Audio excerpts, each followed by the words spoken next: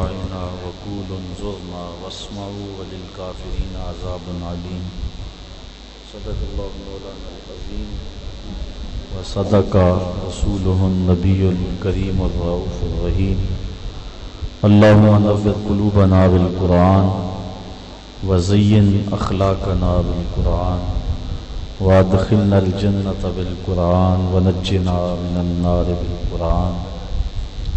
قال الله تعالى وتبارك في شان حبيبه مخبرا وآمرا إن الله وملائكته يصلون على النبي يا أيها الذين آمنوا صلوا عليه وسلموا تسليما. والصلاة والسلام عليك يا رسول الله وعلى آلك وأصحابك يا محبوب رب العالمين. تمام حمد و ثنا، تعریف و توصیف اللہ جل مجدہ الکریم کی ذات بابرکات کے لیے جو خالق کائنات بھی ہے اور مالک شہنشاہات بھی. اللہ جل وعلا کی حمد و ثنا کے بعد حضور نبی اکرم شفیع امم رسول محتشم نبی مکرم اللہ کے پیارے امت کے سہارے رب کے محبوب دانائے غیوب مالک رقاب امم فخر عرب و عجم والی کون و مکان سیاہ لا مکان سید انس و جان سرور لالا رخاں نیر تاباں سر نشین مہوشاں ماہ خوباں شہنشاہ حسیناں تتمہ دوراں سر خیل زہرہ جمالاں جلوہ صبح ازل نور ذات لم یزل باعث تکوین عالم فخر آدم و بنی آدم نیر بطہا رازدار ما اوہا شاہد ما طغا صاحب علم نشرہ معصوم آمنہ احمد مجتبی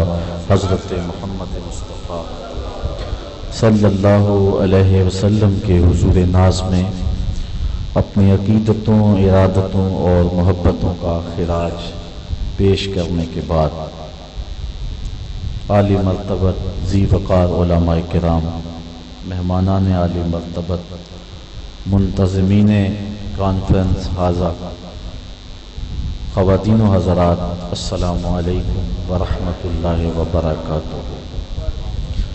آپ نے مجھ سے قبل بڑے پرمغز اور پرجوش خطابات سماعت کیے.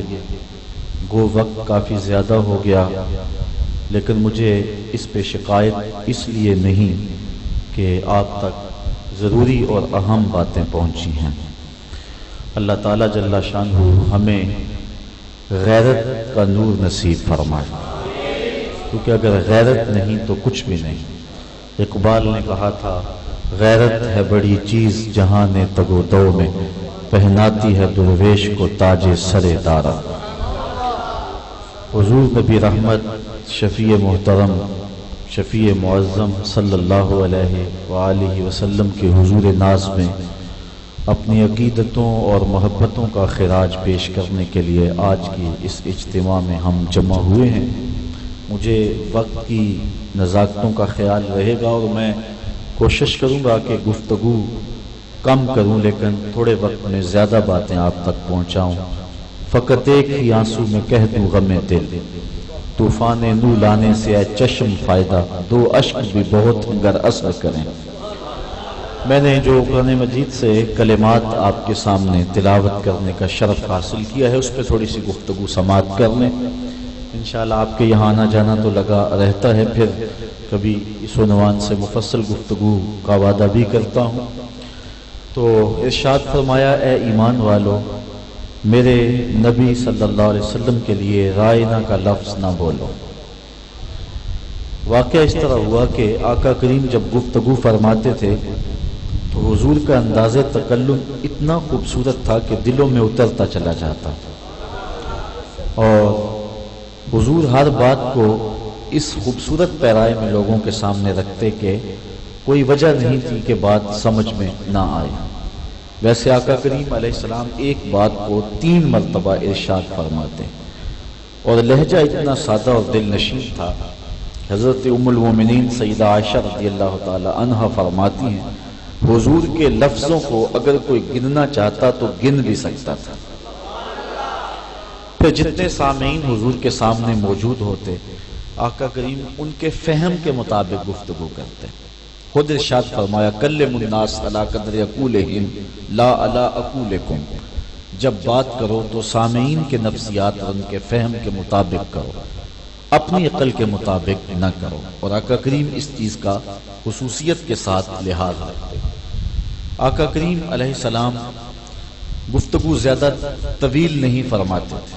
آپ کے خطبے اٹھا کے دیکھیں، مختصر ہوتے لیکن انتہائی جامع۔ اقبال علیہ رحمہ نے کہا تھا لہو خورشید کا ٹپکے اگر ذرے کا جگر چیرے۔ اتنا خوبصورت لہجہ ہوتا تھا، اتنا خوبصورت۔ دیکھیے سل من قطع عقبات من حرم، الفاظ کی جامعیت دیکھیے اور مفہوم کی وسعت دیکھیے۔ یہ آقا کریم علیہ السلام کی ہی خصوصیت۔ یہ نہیں کہ 3 گھنٹے کا خطاب اور نتیجہ نکالیں تو کچھ بھی نہ ہو، 2 جملے بولتے صدیوں اس کی تشریح کرتے رہو۔ یہ آقا کے کلام کا حسن ہے۔ تاریخ فرشتہ ایک کتاب ہے، اس میں ایک واقعہ لکھا ہے کہ سلطان محمود غزنوی کی زندگی کے ابتدائی حالات ہیں کہ اس کو قیامت کے بارے میں شک تھا۔ العلماء ورثۃ الانبیاء، اس حدیث کے متن پر بھی یقین نہیں تھا۔ اپنے والد کے بارے میں بھی ابہام میں مبتلا تھا کہ میرا باپ سلطان سبکتگین ہے یا کوئی اور۔ یہ 3 شک اس کے خانہ ذہن میں ہر وقت موجود رہتے تھے۔ ایک دن بادشاہ اپنے گھر سے نکلا، خادم سونے کا شمعدان لیا آگے آگے چل رہا ہے۔ بادشاہ نے ایک منظر دیکھا جو اس نے پہلی مرتبہ دیکھا تھا کہ ایک مدرسہ ہے جس کی چھوٹی چھوٹی 4 دیواری ہے اور وہاں ایک طالب علم سبق یاد کر رہا ہے۔ جب سبق بھولتا ہے تو وہاں موجود گیس میں تیل نہ ہونے کی وجہ سے قریبی ایک ہندو بنیے کی دکان پر جلتے ہوئے گیس میں جا کے اپنا سبق دیکھتا ہے، بھولتا ہے تو پھر جاتا ہے۔ علم دین کے لیے پہلی مرتبہ بادشاہ نے یہ تڑپ دیکھی تھی۔ اس کا دل پسیج آیا اور جب قریب آیا اس نے وہ سونے کا شمعدان اس طالب علم کو دے دیا۔ طالب علم خوش ہوا تو اللہ کے رسول بھی خوش ہو گئے۔ ایک روایت کے لفظ ہیں من اعان عالما او متعلما بقلم منکسر او بقرطاس فکأن بنى الکعبۃ 70 مرہ، جس نے کسی طالب علم یا عالم دین کی مدد کی کاغذ کا ٹکڑا دے کر یا ٹوٹا ہوا قلم ہی دے کر، وہ ایسا ہے جس طرح اللہ کے گھر کعبے کو 70 بار تعمیر کیا۔ اس نے وہ سونے کا شمعدان اس طالب علم کو دیا، طالب علم راضی ہو گیا۔ سلطان سویا، مقدر جاگے، حضور کی زیارت نصیب۔ اور ابھی میرے سے قبل حضرت جناب محترم بدیع الزماں بھٹی صاحب کہہ رہے تھے کہ جس کو حضور خواب میں ملیں اس کو حضور ہی ملتے ہیں، اور یہ حقیقت ہے۔ ابن ماجہ میں 6 طرق سے روایت مروی ہے کہ حضور علیہ السلام نے ارشاد فرمایا من رآنی فی المنام فقد رآنی فإن الشیطان لا یتمثل بی، جس نے مجھے خواب میں دیکھا اس نے مجھے ہی دیکھا۔ شیطان خواب کے اندر آ کر بھی حضور کی مثل ہونے کا دعویٰ نہیں، جو جاگتے ہوئے کرے وہ تو شیطان کا بھی بابا لگانا۔ یہ ہمت شیطان میں بھی نہیں کہ حضور کی مثل ہونے کا دعویٰ کرے۔ توجہ اس جملے پہ چاہوں گا کہ شیطان میں بھی جو شیطان ہے اس میں بھی ہمت نہیں کہ خواب میں آ کر بھی حضور کی مثل ہونے کا دعویٰ کرے، تو جو جاگتے یہ دعویٰ کرے گا وہ شیطان کا بھی بابا ہے نا، تو اس کو بھی یہ ہمت نہیں ہے۔ جس نے حضور کو دیکھا اس نے حضور کو ہی۔ اچھا اس ضمن میں ایک اور بات سن لیں، حضور جس کے خواب میں آئے قصد اور مرضی سے آئے۔ میں آپ کے خواب میں آؤں، آپ میرے خواب میں آئیں، قصد نہیں ہوتا۔ یہ محفل سجی ہے، آپ جلوہ فراز ہیں، تھوڑی دیر کے بعد مجلس برخاست ہوگی، پلکیں تو بوجھل ہو رہی ہیں نیند سے، فوراً جا کے سو جائیں گے۔ دوبارہ یہی منظر آنکھوں میں جاگ اٹھے، مجھے آپ گفتگو کرتا ہوا پائیں، یہ بھٹی صاحب کا خطاب، وہ ولولہ خیز، وہ کیفیات آپ خواب کے اندر محسوس کریں۔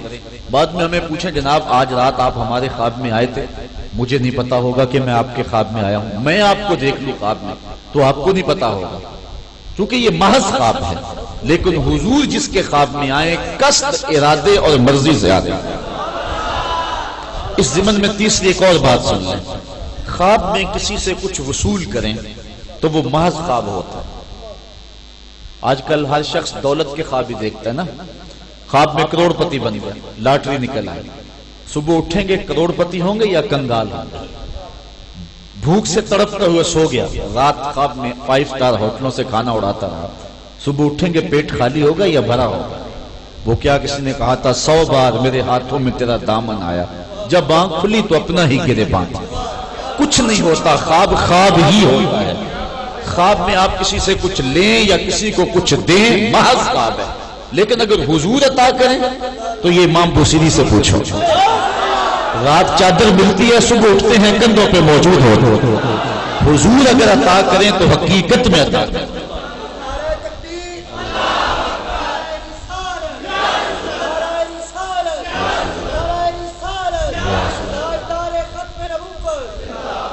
حضور جس کو خواب میں آئیں، خواب میں نوازیں، وہ حقیقت میں عطا کرتے ہیں۔ کتاب کا نام ہے القول البدیع، امام سخاوی کی مصنفہ ہے۔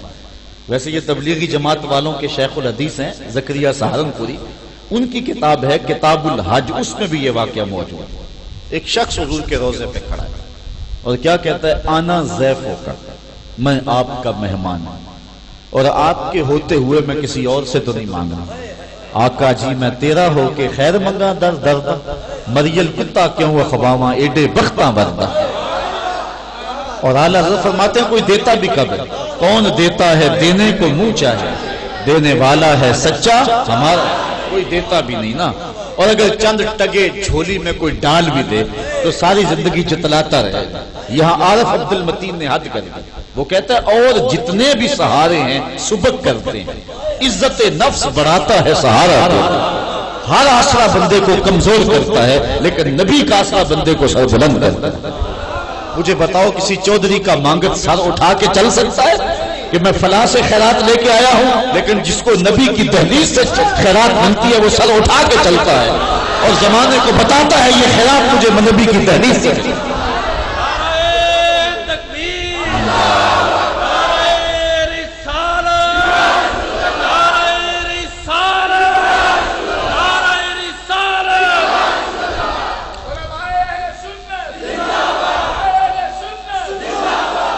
اگر تھوڑی سی فرصت ہو تو بریلی کی گلیوں میں نہ چلیں، وہاں تمہارا امام پکار رہا ہے۔ آپ فرماتے ہیں ٹھوکریں کھاتے پھرو گے ان کے در پہ پڑ رہو، ٹھوکریں کھاتے پھرو گے ان کے در پہ پڑ رہو، قافلہ تو اے رضا اول گیا آخر گیا۔ تو وہ تو کھڑا ہی حضور کے روضے پہ، کیوں کسی سے مانگے، کیوں کسی سے طلب کرے؟ وہ کہتا ہے آنا ضیف ہوگا، میں آپ کا مہمان ہوں، آپ سے آپ کے ہوتے ہوئے میں کسی اور سے مرنے کی طرف دیکھ نہ جینے کی طرف دیکھ، جب چوٹ پڑے دل پہ مدینے کی طرف۔ روضہ نور پہ کھڑا ہے، کہتا ہے حضور مجھے کھانا چاہیے۔ یہ کہتے کہتے آنکھ لگ گئی۔ میں نے 2 کتابوں کا حوالہ دیا تاکہ دوسری طرف سے حوالہ اس لیے دے دیا کہ انکار کی گنجائش نہ رہے۔ اس نے کہا کہ حضور مجھے تو کھانا چاہیے۔ آنکھ لگ گئی، کیا دیکھتا ہے؟ حضرت سیدنا علی المرتضیٰ رضی اللہ تعالیٰ عنہ اور حضرت عمر رضی اللہ تعالیٰ عنہ تشریف فرمائے۔ کہا ٹھہر حضور آ رہے ہیں، جن کو پکارا تھا وہ آ رہے ہیں۔ بندہ مٹ نہ جائے آقا پہ تو وہ بندہ بے خبر ہو جو غلاموں سے، وہ آقا کیا ہے، کیسے ہو سکتا ہے؟ کہا ٹھہر آ رہے ہیں۔ تھوڑی دیر بعد جلوہ فراز ہوئے آقا، دائیں ہاتھ میں روٹی تھی، میں خود لے لے۔ کہتے میں نے حضور سے روٹی لی اور کھانا شروع کر دی، ابھی آدھی کھائی تھی کہ آنکھ کھل گئی۔ جب آنکھ کھلی تو دوسرا آدھا ٹکڑا میرے ہاتھ میں موجود تھا۔ حضور جب عطا کرتے ہیں خواب میں تو وہ حقیقت میں عطا کرتے ہیں۔ اچھا مجھے ایک اور واقعہ بڑا خوبصورت یاد آ گیا۔ کتاب کا نام ہے ریاض النظرہ فی مناقب اشرا مبشرہ۔ حضرت علی المرتضیٰ رضی اللہ تعالی عنہ فرماتے ہیں حضرت عمر فاروق کا دور خلافت ہے، میں سویا تھا مقدر جاگے، خواب میں منظر کیا دیکھتا ہوں کہ مصلی پہ حضور فجر کی نماز پڑھا رہے ہیں اور دونوں رکعتوں میں حضور نے مخصوص 2 سورتوں کی تلاوت کی۔ جب حضور قرآن پڑھتے تھے تو پھر تو رنگ کوئی اور ہی ہوتا تھا۔ حضرت ابو موسیٰ اشعری رضی اللہ تعالیٰ عنہ کہتے ہیں ایک دن فجر کی نماز تھی، حضور تھے، سورہ والضحیٰ کی تلاوت تھی۔ جب ہنسی حسن کا تذکرہ خود ہی چھیڑ دے، حسن جب ناز میں آ جائے تو پھر تو رنگ کوئی اور ہی ہوتا۔ حضرت عائشہ رضی اللہ تعالیٰ عنہ فرماتے ایک دن کالی چادر زیب تن کی اور پھر مجھے بولے کیفا ترینی یا عائشہ، عائشہ بتاؤ کیسا لگ رہا؟ تو میں نے عرض کی حضور چادر کی سیاہی نے چہرے کی سفیدی کو نکھار دیا اور چہرے کی سفیدی نے چادر کی سیاہی کو نکھار دیا۔ تو کہا حضور نے سورہ والضحیٰ کی تلاوت کی، کہا اتنا لطف آیا کہ ابھی تک بھول نہیں سکا ہوں۔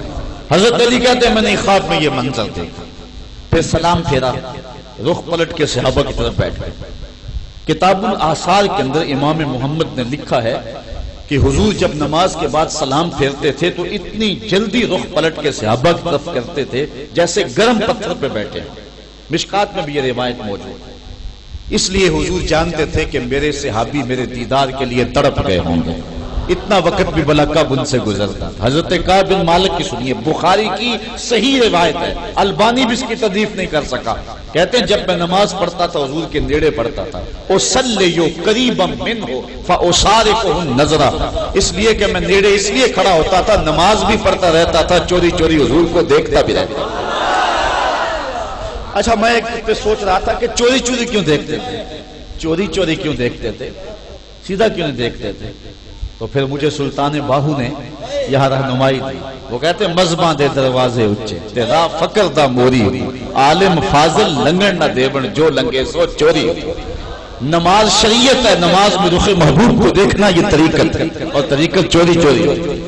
اصلی قریبا منہ فاصارفہ نظرا، یہ بخاری کی روایت، باب ثلاثۃ الذین خلفوا، صحیح روایت آپ کے سامنے رکھ رہا ہوں۔ کہتے ہیں نماز پڑھتا تھا، اصل نماز ہے یہی، روح نماز ہے، میں تیرے روبرو رہوں تو میرے روبرو رہے، دل میں ہو یاد تیری در پہ سرے نیاز ہو، وہ بھی کوئی نماز ہے، یاد نہ ہو نماز ہے۔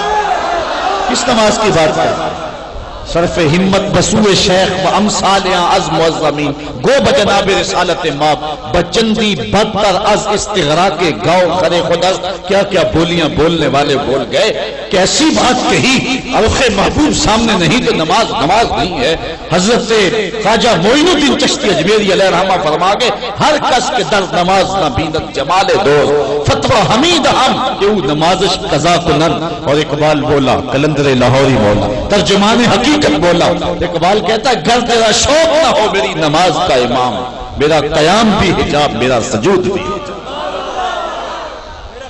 بھی حجاب میرا سجود بھی، لوح بھی تو قلم بھی تو، تیرا وجود الکتاب، کم بدیاب گینا رنگ تیرے محیط میں حباب۔ اللہ اکبر۔ تو کہا اصلی قریبا منہ فاصارفہ نظرا۔ تو صحابہ ترس جاتے تھے نا، صحابہ سے پوچھا، یہ بھی روایت بخاری کی کہ حضور ظہر اور عصر کی نمازوں میں قرات کرتے تھے، کہاں کرتے تھے؟ کہا تمہیں کیسے پتہ ہے، تم تو نماز میں ہوتے ہو نا، اور نماز میں جائے سجدہ پہ نظر ہونی چاہیے، اور تمہیں کیسے پتہ حضور قرات کرتے تھے؟ کہا نحنو نعلم باضطراب لحیتہ، ہم حضور کی داڑھی کی جنبش سے اندازہ کر لیا کرتے تھے، معلوم ہوا نماز بھی ہو رہی ہے، رخ محبوب کی دید بھی ہو رہی ہے۔ اصل نماز ہے یہی، روح نماز ہے یہی، میں تیرے روبرو رہوں تو میرے روبرو رہے، دل میں ہو یاد تیری در پہ سرے نیاز ہو، وہ بھی کوئی نماز ہے، یاد نہ ہو نماز ہو۔ تم کس نماز کی بات کرتے ہو جو خیال محبوب سے ٹوٹتی ہے؟ السلام علیکہ ایھا النبی، کیا یوں ہی پڑھ جاؤ گے؟ یہاں امام غزالی کی سنیے، احیاء العلوم پہلی جلد کے اندر لکھتے ہیں، وَحْضُرُ النَّبِيَّ فِي قَلْبِكَ وَشَخْصَهُ الْكَرِيمِ وَقُلْ السَّلَامُ عَلَيْكَ أَيُّهَا النَّبِيُّ۔ اے نمازی یوں ہی آنکھیں بند کر کے نہ گزر جانا، پہلے نبی کو دل میں حاضر کرنا، پھر تصور جمانا، جب نقشہ جم جائے پھر کہنا آقا تیری ذات پہ سلام، جب تصور جم جائے تو پھر کہنا آقا تیری ذات پہ سلام۔ اور اقبال کہتے ہیں ازاں ازل سے، ازاں ازل سے تیرے عشق کا ترانہ بنی، نماز تو اس کی دید کا ایک بہانہ بنی، ادائے دید سراپا نیاز تھی تیری، کسی کو دیکھتے رہنا نماز نہیں۔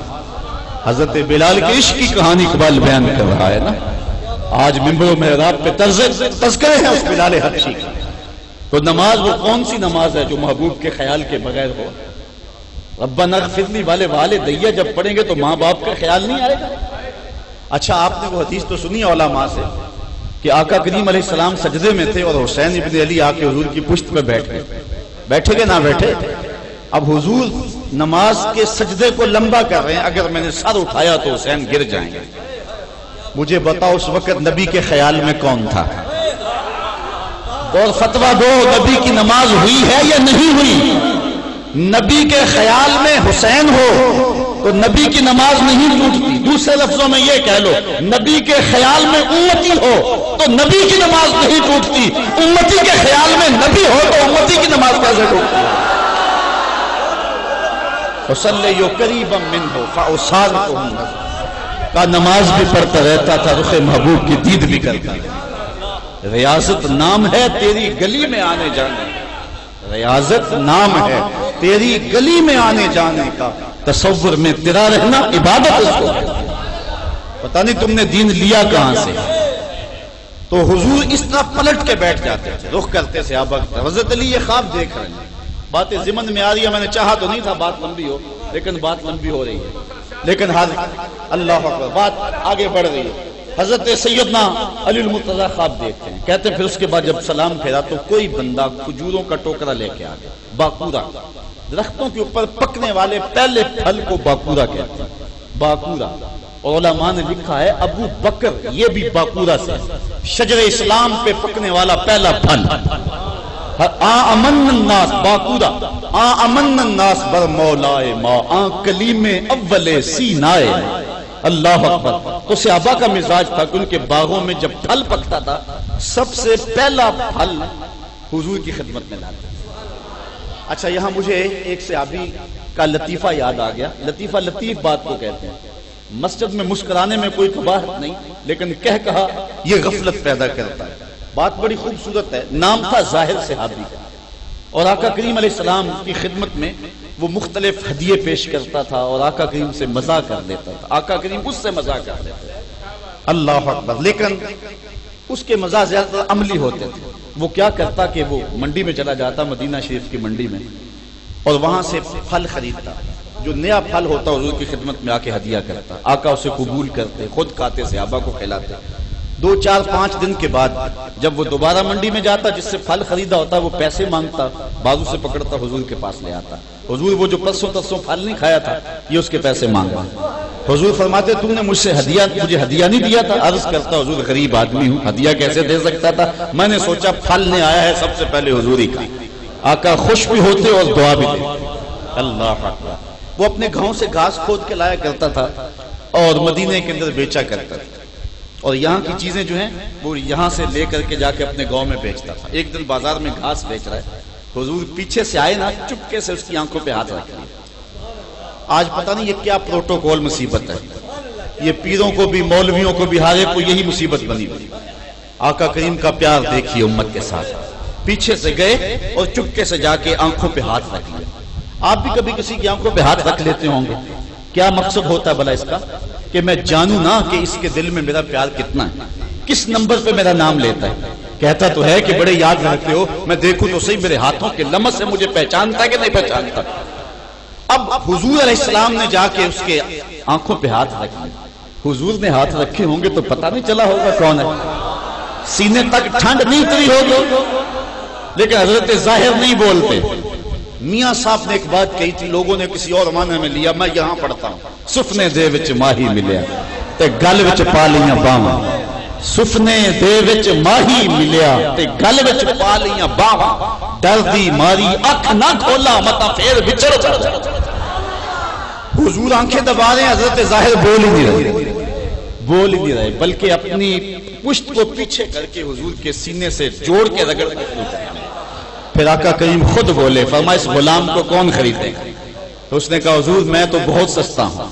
فرمایا انت غال, تو بہت مہنگا ہے. اور پھر فرمایا زہر یوں نہ کہو, تم ہمارے دیہات ہو, ہم تمہارے شہر ہیں.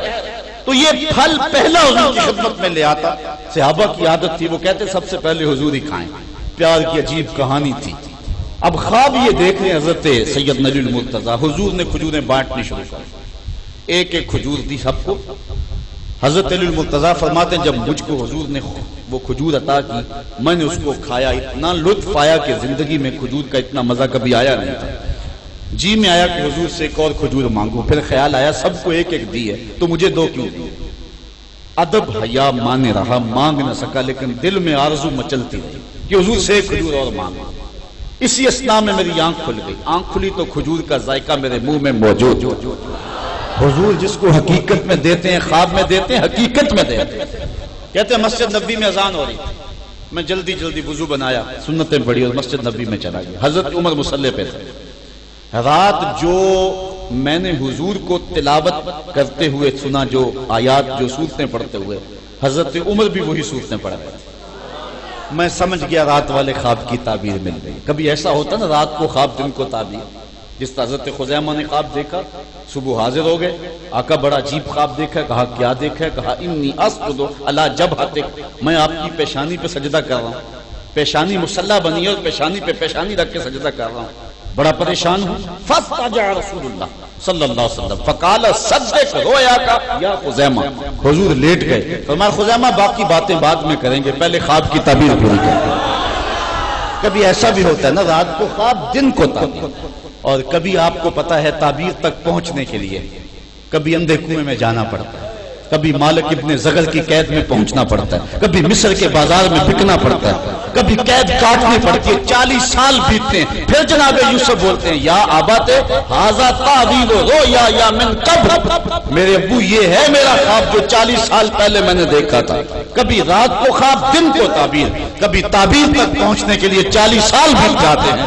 کہا میں سمجھ گیا یہ وہ والا خواب ہے، رات کو خواب دن کو تعبیر، وہی صورتیں پڑھی، سلام پھیرا، پلٹ کے بیٹھے، میرے من میں آیا باقورہ بھی آیا۔ ایسے ہی ہوا کوئی شخص باقورہ لے کر کے آیا، حضرت عمر رضی اللہ تعالیٰ عنہ بانٹنے لگے، بانٹتے بانٹتے میرے تک آئے، میں نے کھجور لی، منہ میں رکھا، رات والا لطف دوبالا ہو گیا۔ حضور سے تو اس لیے نہ مانگ سکا کہ ادب حیا مانے تھا، جنابی عمر سے تو دوستانہ تھا، میں نے کہا عمر ایک کھجور سے کام نہیں چلے گا، مجھے تو ایک اور دو۔ تو جناب عمر رضی اللہ تعالیٰ عنہ نے مانا خیز نظروں سے دیکھا اور پھر مسکرا کے بولے علی اگر حضور نے دی ہوتی تو میں بھی دے دیتا، جب حضور نے نہیں دی ہے تو میں کیوں دوں؟ تو جس نے حضور کو خواب میں دیکھا اس نے حقیقت میں دیکھا، اور جس کے خواب میں حضور گئے قصد سے گئے، تیسری بات حضور نے جو عطا کیا حقیقت میں دیا۔ ریاض النظرہ فی مناقب عشرہ مبشرہ، یہ عشرہ مبشرہ کے فضائل پر مشتمل کتاب ہے۔ اچھا یہ چوتھی بات ایک اور سن لیں، اس کو میں مختصر کرتا ہوں، وہ امام بخاری نے لکھا ہے، حضور علیہ السلام کی حدیث بیان کی، حضور من رعانی فی المنام فسیرانی فی الیقظہ، جس نے مجھے خواب میں دیکھا ان قریب جاگتے بھی دیکھ لے گا، ان قریب جاگتے بھی دیکھ لے گا۔ شارحین نے اس کے تحت لکھا ہے ساری زندگی نہ بھی دیکھ سکا، جب سانس ٹوٹ رہے گی رخ محبوب سامنے ہو، اور اگر اس وقت حضور کا دیدار ہو جائے تو اور کیا چاہیے، سوکھا نکلے ساز ظہوری جے ویخ لواں مکھ تیرا، پھر تو جستجو کامیاب ہو گئی نا۔ تو حضور کو خواب میں جس نے دیکھا اس نے حقیقت میں دیکھا۔ سلطان محمود غزنوی نے وہ سونے کا شمعدان دیا تھا، طالب علم راضی ہوا، بادشاہ سویا، مقدر جاگے، حضور کی دیدار نصیب ہوئی۔ اور میں اس عنوان سے یہ بات سنانے لگا ہوں، حضور گفتگو تھوڑی کرتے ہیں، مفہوم زیادہ ہوتا ہے۔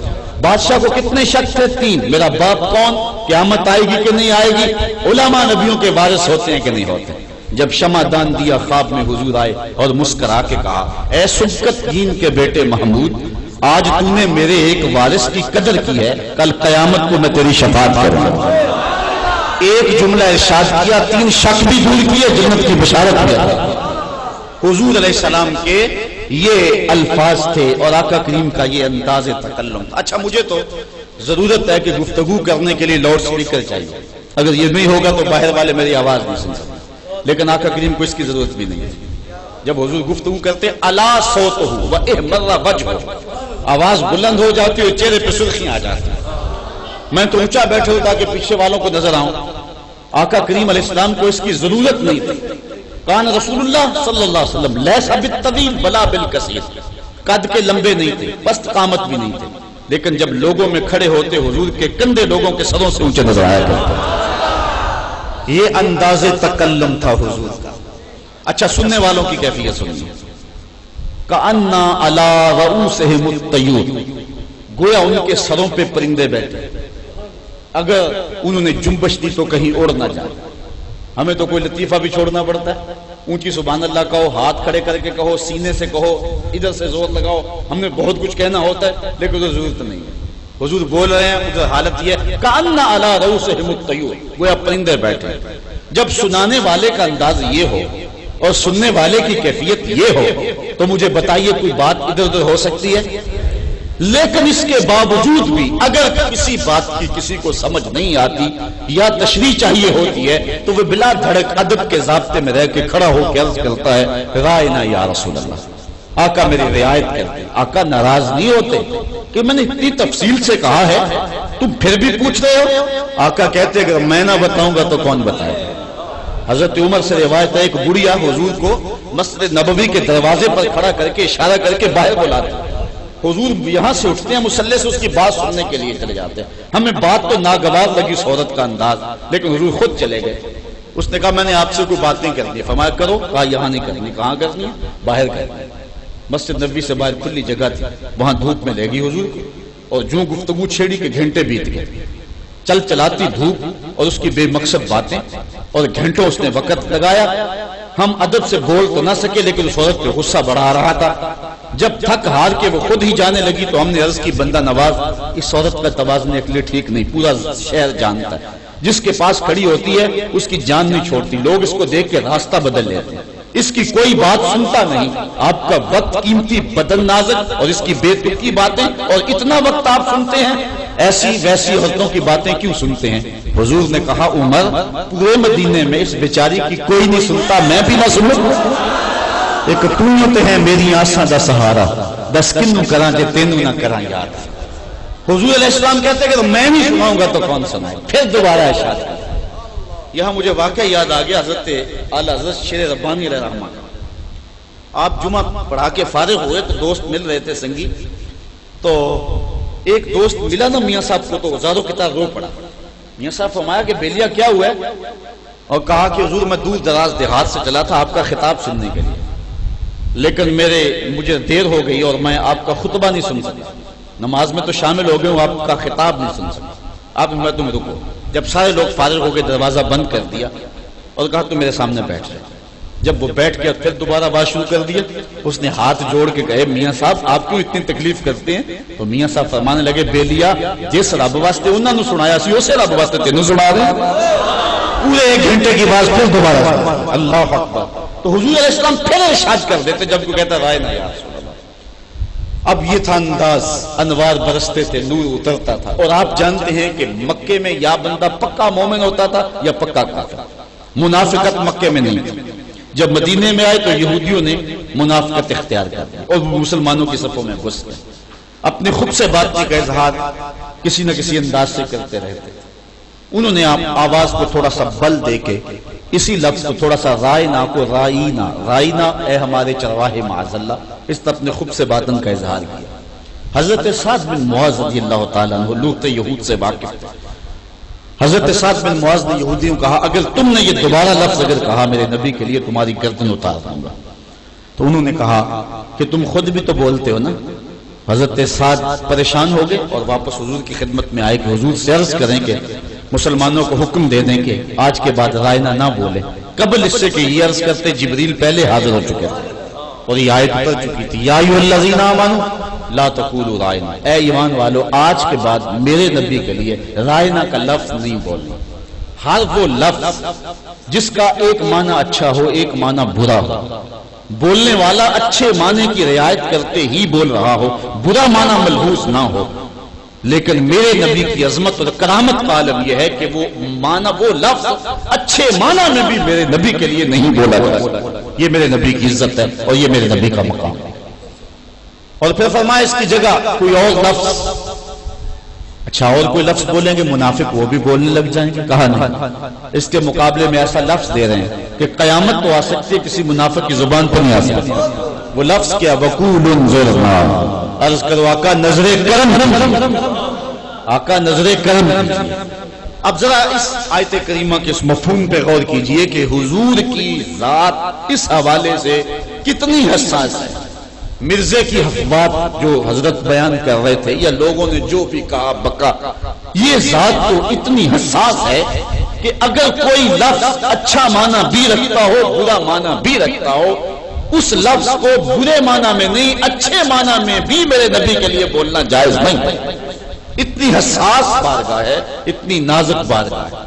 فتاوی ہندیہ کے اندر علماء نے یہ فتویٰ لکھا، کسرا گفت کے جامع پیغمبر ریمناک ہو، اگر کسی شخص نے یہ کہا کہ حضور کے کپڑے میلے کچیلے تھے، 500 علماء ہند نے فتویٰ دیا کہ وہ دار اسلام سے خارج ہو گئے. یار وہ میلی اکھ نہ بے گئی متا مرس نے کافر ہو. اتنی نازک حساس بارگاہ لے سانس بھی آہستہ کہ دربار نبی. یہ حضور کی چوکھٹ ہے. اگر لہجہ بھی اونچا ہو گیا، آواز بھی اونچی ہو گئی تو سب کچھ ضائع ہو. حضرت امام مالک نے 40 سال تک حضور کے در انور پہ بیٹھ کے درس حدیث دیا، اور 40 سال میں ایک بار بھی ایسا نہیں ہوا کہ کتاب کے ورق کے پلٹنے کی آواز بھی پیدا ہونے تھی. حدیث کا ورق جب پلٹتے تھے تو اس کی آواز بھی پورے 40 سال میں ایک بار پیدا نہیں ہونے تھی. یہ ادب کا تقاضا ہے، یہ محبت کا تقاضا. آج تو خاکے تراشے جا رہے ہیں، آج تو ترازو گاڑے گئے ہیں نا، آج تو ناپا اور تولا جا رہا ہے نا، آج تو اختیارات کا وزن کیا جا رہا ہے نا، آج تو اپنے جیسا انسان کہا جا رہا ہے نا.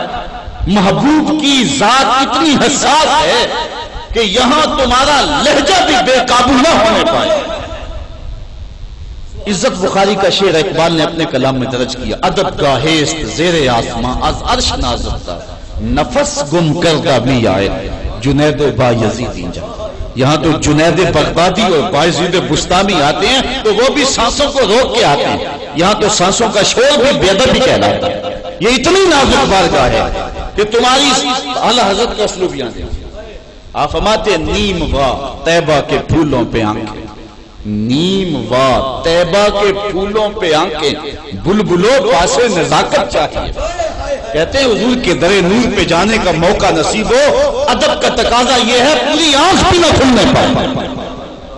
چے جائے کہ آج جو کہا جا رہا ہے اور جو بولا جا رہا ہے، ایک کہتا ہے سیر ہے، دوسرا کہتا ہے سوا سیر ہے، تیسرا کہتا ہے ایک چھٹانک اور ڈال دو. شرم نہیں آ رہی کس کو توڑ رہے ہو؟ ڈٹھے برق قرآن دے پھول سارے، تیری شان جیا نہیں کوئی ہور ڈٹھا، تیری شان دا کرے مقابلہ جڑا ان عاشقاں اصلی چور ڈٹھا. کوئی نور آکھے کوئی بشر آکھے، پیندہ رات جنہیں ایہو شور ڈٹھا. اللہ والیاں گل مکا دیتی تساں ہور ڈٹھا ساں ہور ڈٹھا. تم نے پتہ نہیں کس کو دیکھا جو سکی بیٹی کو بخشوا نہیں سکتا. لاہور قصر نور میں ایک شخص چیخ چیخ کے کہہ رہا تھا کہ نبی تو سکی بیٹی کو نہیں بخشوا سکتا. لوگ میری جانب دیکھنے لگے تو جب میری باری آئی تو میں نے اٹھ کر کے کہا، میں نے کہا میاں تو کس کی بات کرتا ہے جو سکی بیٹی کو بخشوا نہیں سکتا؟ میں نے کہا اس کا کلمہ پڑھتا ہے. آج تو لوگ اسے ووٹ نہیں دیتے جو تھانے سے نہ چھڑوا سکے. سنبھلتا نہیں جن سے اپنا دوپٹہ، سنبھالیں گے کیا وہ کلیجہ کسی کا. میں نے کہا جو سکی بیٹی کو بخشوا نہ سکے اس کا کلمہ پڑھنے کا فائدہ کیا؟ میں نے کہا میاں تو اس کی بات کرتا ہے جو سکی بیٹی کو بخشوا نہیں سکتا. ہم اس کے قصیدے پڑھتے ہیں. جس نے کہا فاطمہ تو جنتی عورتوں کی سردار ہے، تو اس کی بات کرتا ہے جس کے چاہنے سے کچھ نہیں ہوتا. ہم اس کے گیت گاتے ہیں جس کی انگلی اٹھے چاند کے ٹکڑے ہو جائے، سورج پلٹ کے اثر کے وقت پہ آ جائے، اور سڑیاں کھجوراں اگا جان گائے، اور پتھران کلمے پڑھا جان گائے. قطرے کو سمندر ذرے کو ستارہ کہتے ہیں، کونین کو خم آ جاتا ہے جب زلف سنوارا جاتا ہے. پتہ نہیں کس اندھیرے میں بیٹھ کے دین بنایا گیا، کس جو ہے وہ کس سوچ کے ساتھ یہ بات کہی گئی کہ نبی کے چاہنے سے کچھ نہیں ہوتا. نبی تو چاہلے تو قبلے نہیں بدل جاتے. تم نے کہاں سے یہ دین لیا ہے کہ نبی کے چاہنے سے کچھ نہیں ہوتا؟ قد نرا تقلب بنو قبیلہ بنو سلیم کی مسجد ہے، 4 رکعتی نماز ہے، ظہر کا وقت ہے، 2 رکعتیں پڑھی جا چکی ہیں، 2 ابھی باقی ہیں. خاطر عطر میں بات آتی ہے کہیں قبلہ بدل جائے تو کیا کرنا. طائر سدرہ نشین کے پروں کے پھڑ پھڑانے کی آواز آنے لگی. محبوب پروگرام بن گیا ہے تو پھر دیر کا ہے کہ ابھی بدل لو، ابھی رخ پھیر لو. یا اللہ تیری نماز تو پوری ہو لے. کہا میری نماز بعد میں پوری ہوگی، پہلے تیری مرضی پوری. اب آپ جانتے ہیں صحابہ ذہنی طور پہ تیار تو نہیں تھے کیا ہونے والا ہے. چلو بتا دیا جاتا کہ یہ پڑھ لی سو پڑھ لی، اگلی نماز ضرور کر کے پڑھیں گے. یار ہم نے تو مسجد میں نماز کا وقت بدلنا ہونا تو ایک دن پہلے بتاتے ہیں کل سے نماز ظہر 2:15 بجے پڑھیں گے. اگر اسی دن بدلے مقتدی تو گلے کو آئیں گے. نماز کا وقت بدلنا ہو تو ایک دن پہلے بتانا پڑتا. یہاں تو نماز کا قبلے کا وقت بدلنا تھا، ایک نماز ہی پہلے بتا دیا جاتا. کہا نہیں محبوب نماز نہیں جس میں تیری مرضی تھی. میری نماز بعد میں پوری ہوگی، پہلے تیری مرضی پوری۔ می بریا کستوری، نعرے کا ٹائم بھی مجھے ہی دے دے۔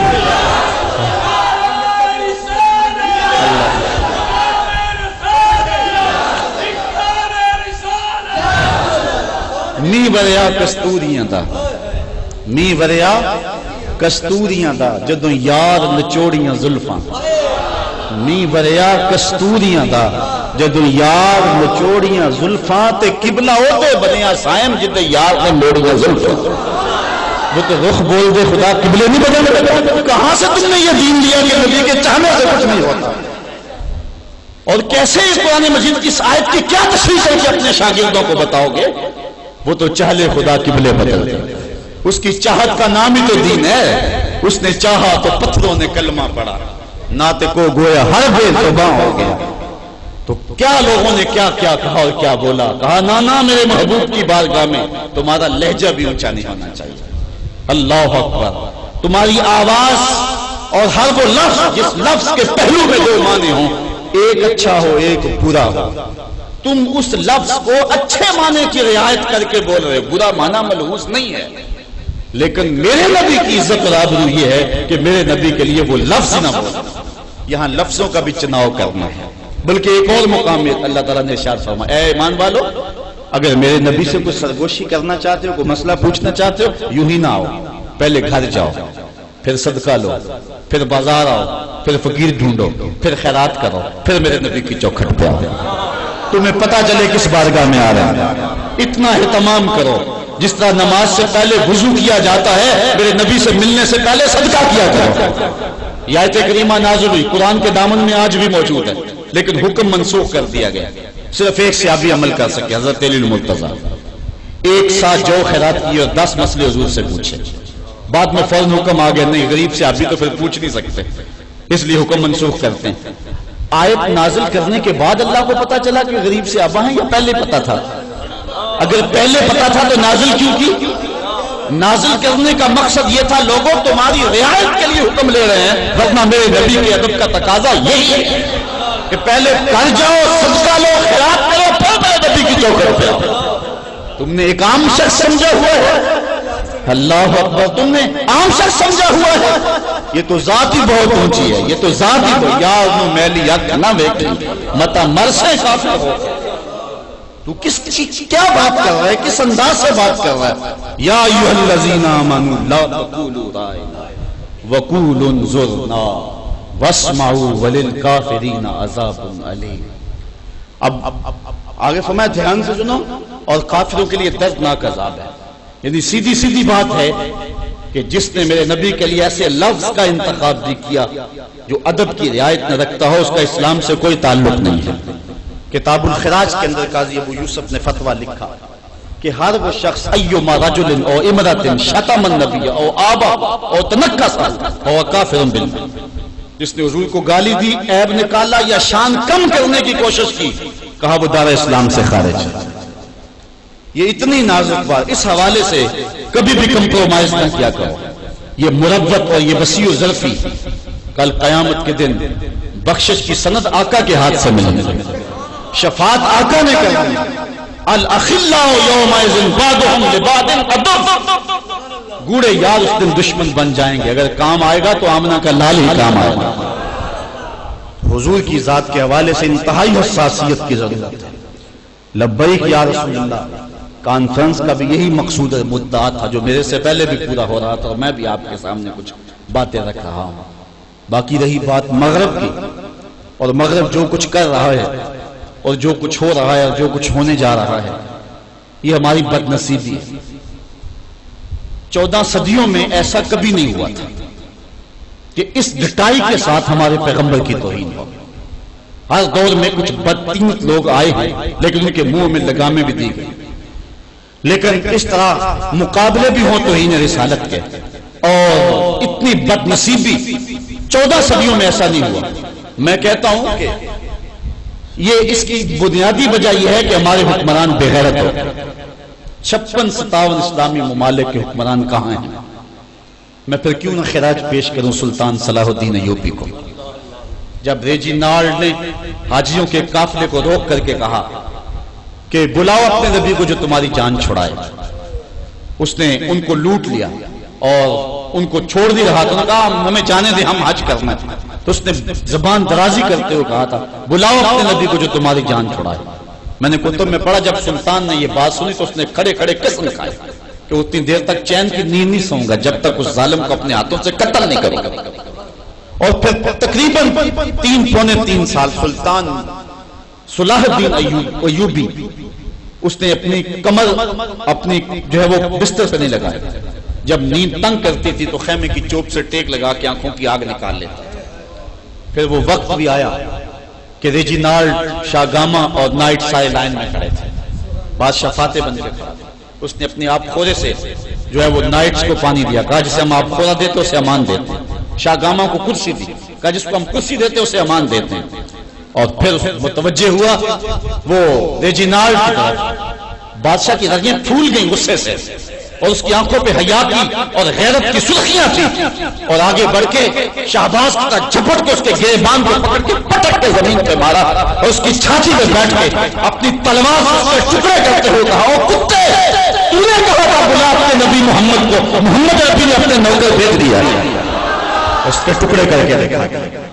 ایک ہمارے حکمران وہ تھے اور ایک یہ بے غیرت۔ جی میں عرض کرتا ہوں یہ بے غیرت ایک یہ حکمران ہے، یہ غدار نبی کے۔